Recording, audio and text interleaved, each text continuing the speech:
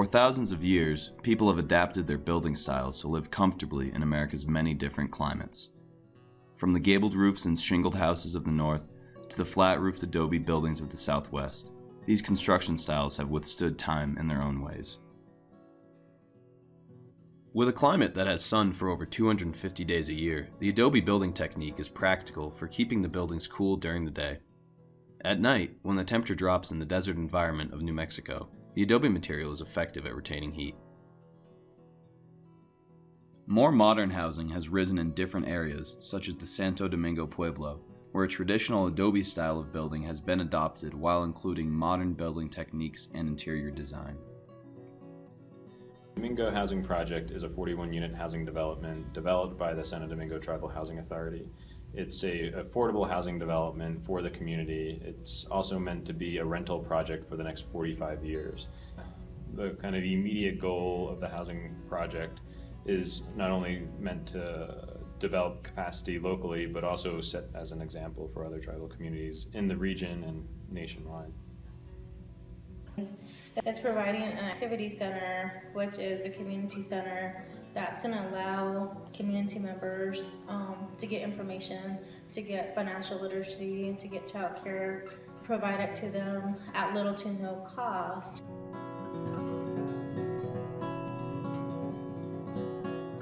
The housing project is also a rural transit-oriented development for the kind of larger tribal community, allowing community members access to both Santa Fe and Albuquerque. It's kind of strategically located in between two urban centers that provide community members opportunities to both jobs, education, potentially healthy foods, etc. We are also developing this area as a stepping stone to our next affordable housing project, which is the community development project, which is going to be all home ownership site. We want to prepare these families, these tenants, to become homeowners in the future. The Domingo Housing Authority has been working alongside the company Enterprise Green Communities to pursue the creation of renewable green housing. Enterprise Green Communities is a program of Enterprise Community Partners, and our Green Communities program is designed to help housing organizations and community development organizations to develop, manage their housing in a way that's healthy, green, and resilient, but also looks for opportunities to capture other value associated with how the built environment performs. That includes infrastructure, buildings, and things like distributed technologies. The Santo Domingo Tribal Housing Authority has been working alongside the company Enterprise Green Communities to pursue the creation of renewable green housing.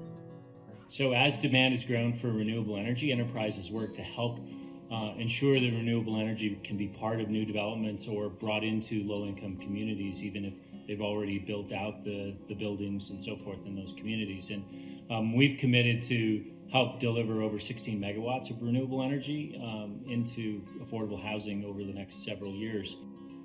Several neighboring communities have implemented renewable energy sources, such as the Pueblo of Picaris and the University of New Mexico Taos Clower campus. However, different issues can create barriers in these projects.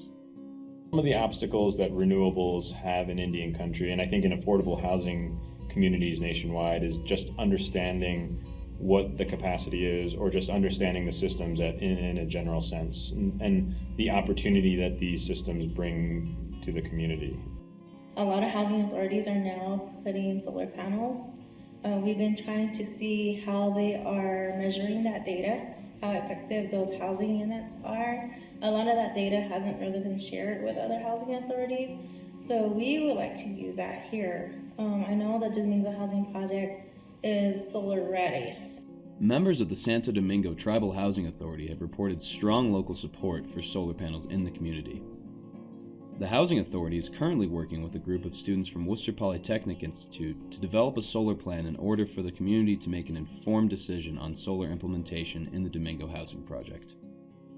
Energy infrastructure or distributed assets like solar panels are revenue-producing assets, and who owns those assets and who controls the transactions of those assets between the producer and the consumer is going to be the one who's going to realize value there are opportunities for low-income communities and community development organizations to own and capture those value streams for the benefit of low-income people. But it takes a lot of work. It's not simple. Utilities aren't set up to do that naturally, but that doesn't mean it can't be done. In our area, in Santo Domingo, Pueblo, it would be a benefit to our community if we could own the solar panels or own the power and generate our own energy instead of spending money or having these families spend money paying their utility bills.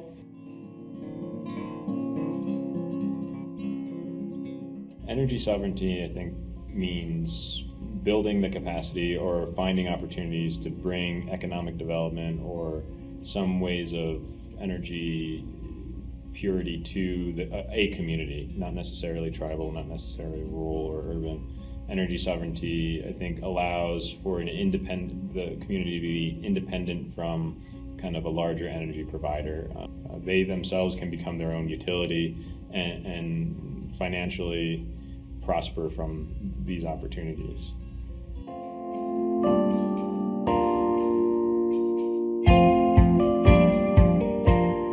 I think the goal is to just the Domingo Housing Project just to serve as an inspiration for what affordable housing can be in Indian country.